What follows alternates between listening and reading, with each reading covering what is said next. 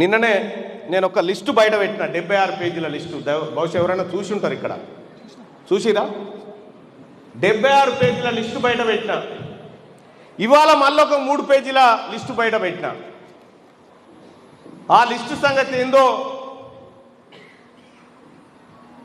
చాలామంది ప్రజానీకానికి తెలిసింది. ఇప్పటి వరకు వాళ్ళ గోత్రం, నక్షత్రం, వాళ్ళ పుట్టు పూర్వత్వాలు ఆ స్థాయిలో తీసినోడు ఎవడు లేడు. నేనే తీసి బయట పెట్టాను. మరి ఉద్యోగస్తులు ఏమడుగుతా ఉన్నాం మేము?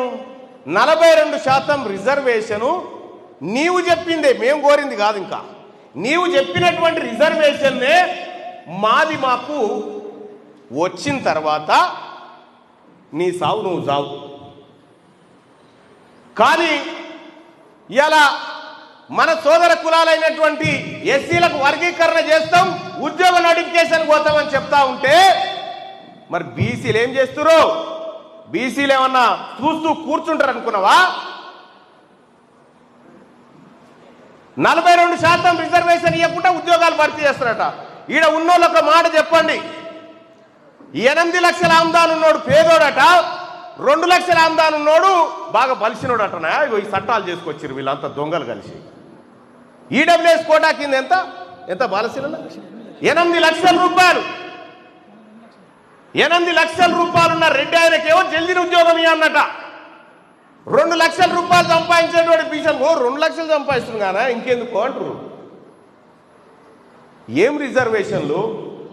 ఈడబ్ల్యూఎస్ రిజర్వేషన్లను పాతాళ లోకంలోకి పాతి పెట్టే బాధ్యత తీన్మార్మలనగా మీ బిడ్డగా నేను తీసుకుంటా ఉన్న. దాన్ని ఎట్టి పరిస్థితిలో మనుగడ సాగనివ్వం. అలాగే బీసీలకు 42% రిజర్వేషన్ ఇవ్వకుండా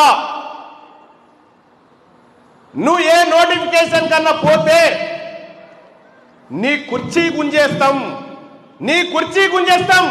రేవంత్ రెడ్డి గారు, నువ్వు 5 ఏళ్ళు రాకుంటావు అనుకున్నాం, కానీ ఈ నోటిఫికేషన్ లేసి బీసీలకు అన్యాయం చేస్తే నీ పదవి కాలం ముగిసిపోయినట్టే. రేపో మాపో గుర్తుపెట్టుకో.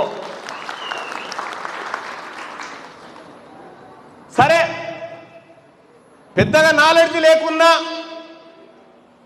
ఏదో చిన్న చిన్న కార్యక్రమాలు చేసింది కదా అని సీఎం అనుకున్నాం. ఏం పెద్దగా ఏం లేదు, ఆయనకున్న నాలెడ్జ్ వేరే రంగంలో. అది ఆయనకు ఉన్నది పరిపాలనా రంగంలో ఏం లేదు అనుభవం. ఆయనకున్న రంగం వేరే. మోసం, కుట్ర, నయవంచన ఈ రంగాలలో ఆయనకున్నది. ఆయన వ్యాలిడిటీ కూడా మనకు తెలుసు. చైనా వస్తువు ఎంత గ్యారంటీ ఉంటుందో ఆయన పరిపాలనకు అంతే గ్యారంటీ, అంతకంటే మిక్కిలు ఏముండదు.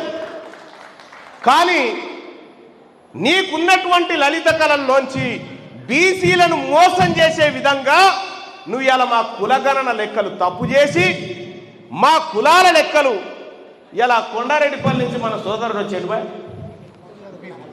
ఏడి లేవు. మీ ఊళ్ళో ఎవరి జనాభా ఎక్కువ ఉంటుంది? బీసీల జనాభా ఎక్కువ ఉంటుంది. మీ ఊళ్ళో బీసీల జనాభా ఎంత ఉంటుందని అందా చెప్పే. నువ్వు ఎంపీపీ కదా. 1300 బీసీలు ఉంటారు. రెడ్లు ఎంతమంది ఉంటారు? 400 రెడ్లు ఉంటారు. ఎవరు కావాలి సర్పంచ్? ఆడ బీసీలే కావాలిగా. ఇక అది మనసులో పెట్టుకోండి మైకి. ఇక్కడ నల్లమల నుంచి వచ్చిన అంటాడు ముఖ్యమంత్రి. నల్లమల నుంచి వచ్చిన పులిని అంటాడు. మేమైతే బోన్ తయారే పెట్టినాము నీకు. క్రూరముగాన్ని ఏం చేస్తాం? బోన్లో బంధిస్తాం కదా. ఎక్కడి పులి, ఏం కథ?